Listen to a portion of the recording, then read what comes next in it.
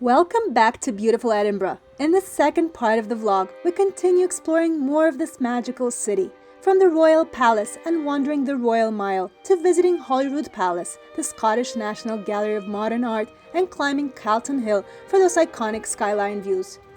We even squeeze in a little birthday celebration, which feels extra special in a city like this. And if you're new to this channel, welcome. My name is Elena, and my goal is to help you eat well, travel better, and learn some history along the way.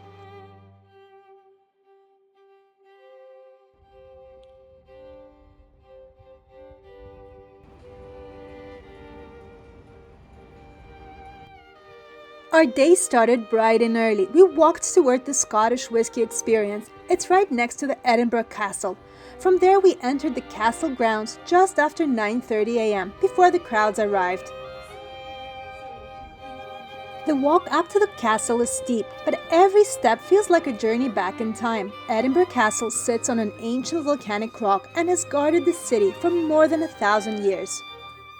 As you climb, the walls rise around you, the views open up behind you, and you really feel why this fortress was considered one of the most important strongholds in Scottish history.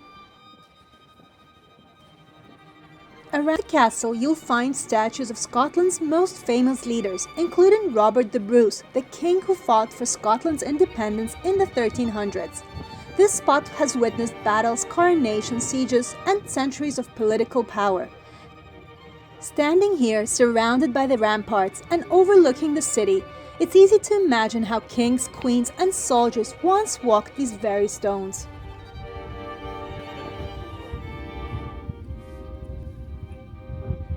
In the castle is this little chapel, St Margaret's Chapel.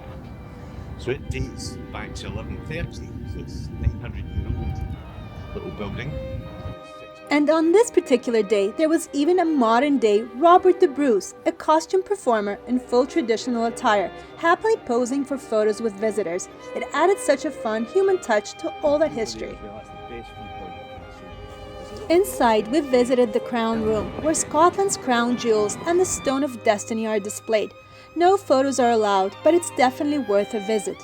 Just nearby is the Scottish National War Memorial, also a no-photo area. It's a powerful space dedicated to the Scots who lost their lives in the World Wars and later conflicts.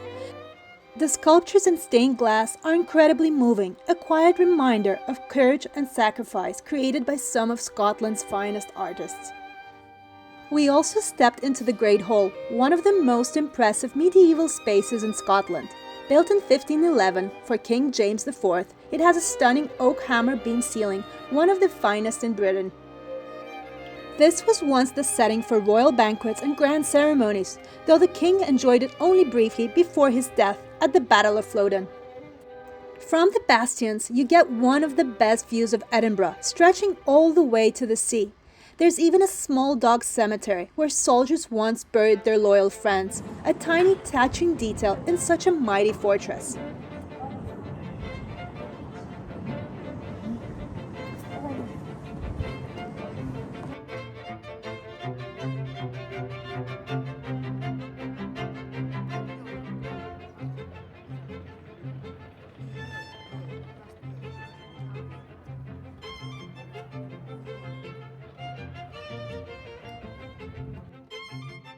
We also stopped by St Margaret's Chapel, the oldest surviving building in the castle, built in the 12th century. Back on the Royal Mile, we started exploring its famous closes, the narrow alleyways that branch off from the main street. Each one hides its own little world, courtyards, stories, and centuries of secrets. One of the most beautiful stops along the Royal Mile is Riddle's Court, a restored 16th century townhouse with colorful painted ceilings, carved details, and a quiet courtyard hidden away from the crowds. It once hosted royal banquets and important gatherings, and later became a place of learning and creativity under the guidance of Patrick Geddes, the visionary who helped revive Edinburgh's old town. Today, it feels like stepping into a secret place of the city's past.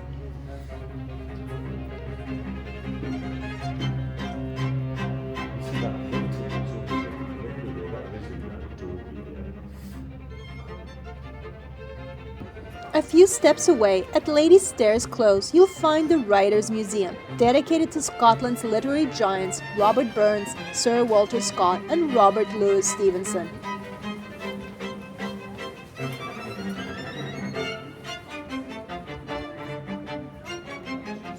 We also passed Deacon Brodie's Tavern, named after the man who inspired Dr. Jekyll and Mr. Hyde, a reminder that Edinburgh's charm always comes with a twist of mystery. Unfortunately, I'm not going to be doing trips up there, but it's a really good vantage point for the city. It would have been the heart of it here. Originally, that would have been right in the middle of the Royal Mile, the Market Cross. So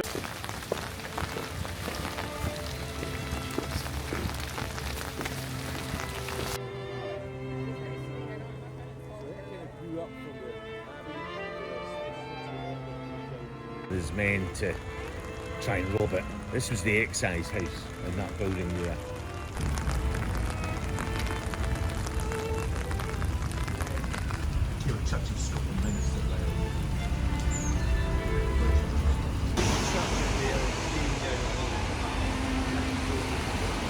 Farther down the Royal Mile is Canongate Kirk, where Adam Smith, the father of modern economics, is buried, a quiet spot filled with history.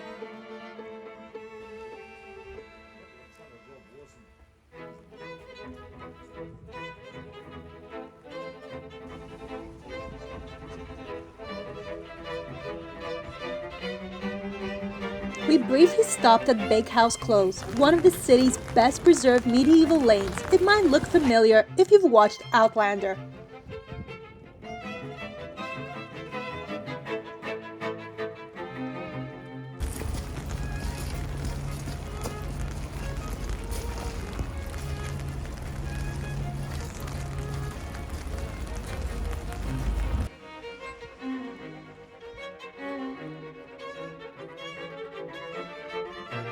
Just nearby stands the Scottish Parliament building, a striking piece of modern architecture that contrasts with the city's historic backdrop. I have mixed feelings about this building. What do you think? At the end of the Royal Mile sits Holyrood Palace, the official residence of the British monarch in Scotland. No photos are allowed inside, but the tour takes you through around 14 beautifully furnished rooms, from elegant drawing rooms and grand halls to the historic chambers once occupied by Mary, Queen of Scots. Her apartments are especially atmospheric, including the room connected to the murder of her secretary, David Rizzio, one of the palace's most dramatic stories. I highly recommend a visit if you're into history, because every corner of this palace feels like stepping straight into Scotland's past. Behind the palace, you'll find the hauntingly beautiful ruins of Holyrood Abbey, one of my favorite spots in the city, quiet and full of melancholy beauty.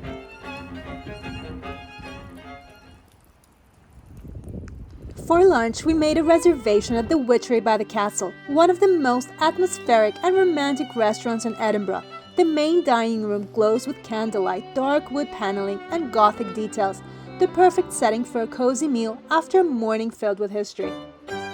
We started with yellowfish tuna tartare and Pulian burrata, both fresh and beautifully presented. For mains, we tried the roast North Sea halibut and the loin of Balmoral Estate red deer, which was rich, tender, and full of flavour, a true taste of Scotland. It's a place I'd absolutely recommend for a special occasion or anyone who wants to experience a little bit of Edinburgh's theatrical, old-world charm.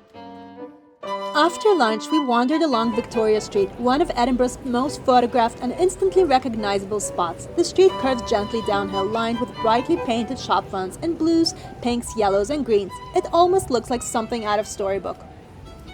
You'll find independent boutiques, little artisan shops, bookstores, and cozy cafes, each with its own personality. We also stepped inside St. Giles Cathedral, the heart of the city's spiritual life. Its stained glass windows and vaulted ceilings are truly breathtaking.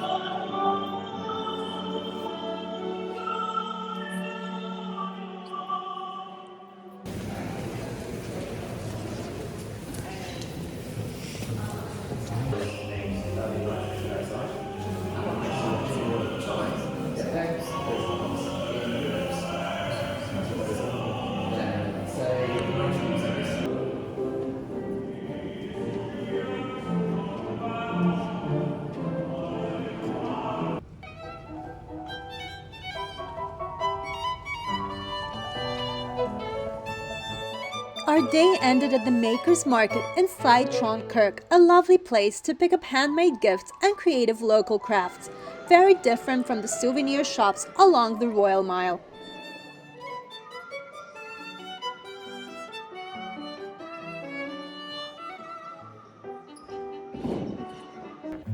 The next day, day 4, was extra special because it was my birthday, and yes, I'm a Scorpio.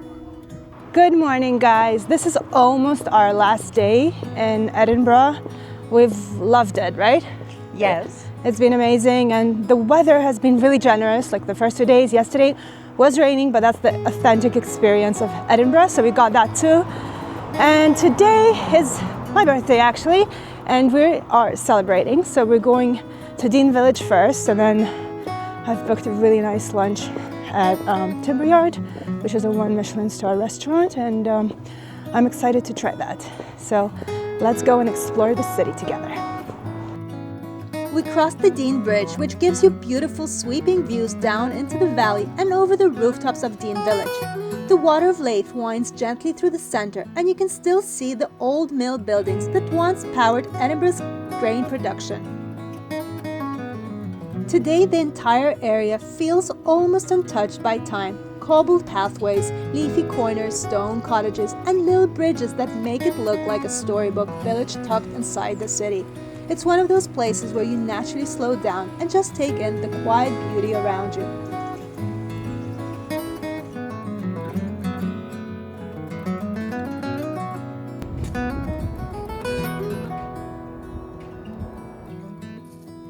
From there, we walked to the Scottish National Gallery of Modern Art 1, starting in the sculpture gardens before heading inside. It's a bright, inspiring space featuring everything from contemporary Scottish works to a few international masterpieces, including a painting by Picasso.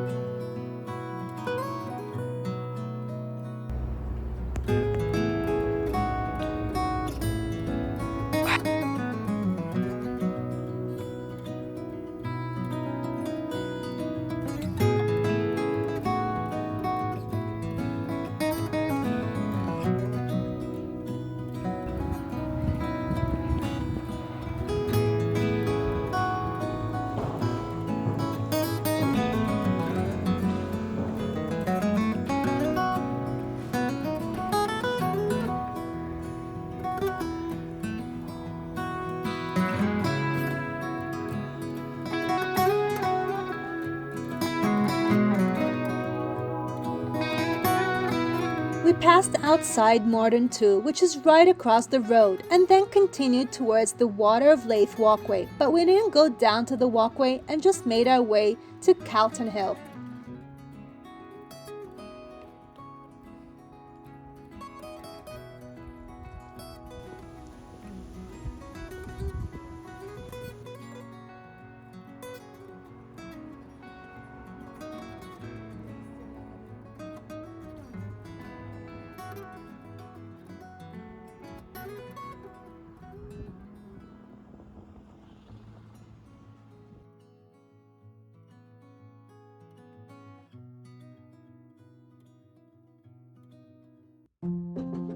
Calton Hill is one of those places that truly defines Edinburgh's skyline. From up here you can see Arthur's Seat, the old town, and the shimmering waters of the Firth of Forth stretching out in the distance. One of the most striking landmarks on the hill is the National Monument, a large unfinished structure inspired by the Parthenon in Athens, which is why so many people call it Edinburgh's own Acropolis. It was meant to honor Scottish soldiers who died in the Napoleonic Wars, but funding ran out, leaving it with this dramatic, iconic silhouette. You'll also spot the tall Nelson Monument, shaped like an upturned telescope built to commemorate Admiral Nelson's victory at Trafalgar. And just nearby stands the elegant Dugald Stewart Monument, one of the most photographed viewpoints in all of Edinburgh.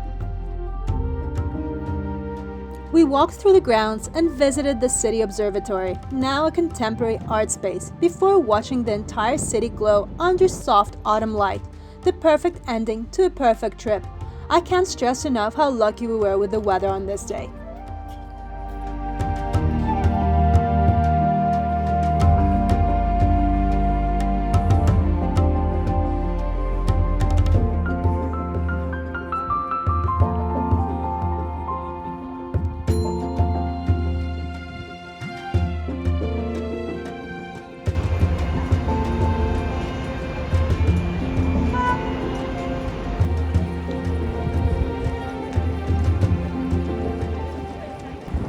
For my birthday lunch, we chose Timberyard, a Michelin-starred restaurant known for its British contemporary cuisine.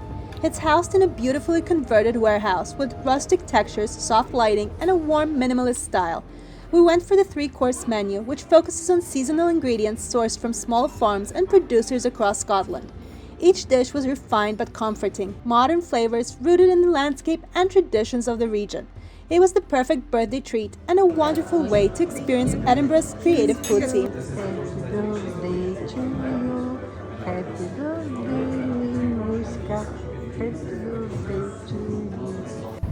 Later that evening, we booked a table at Brewhemia, a lively pub and beer hall with great atmosphere and live music. It's fun, energetic, and the perfect place for a final toast to this unforgettable city.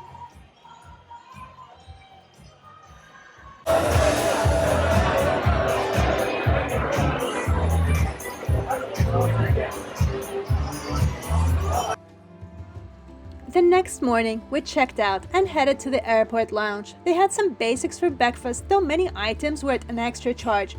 Still, a nice way to relax before the flight.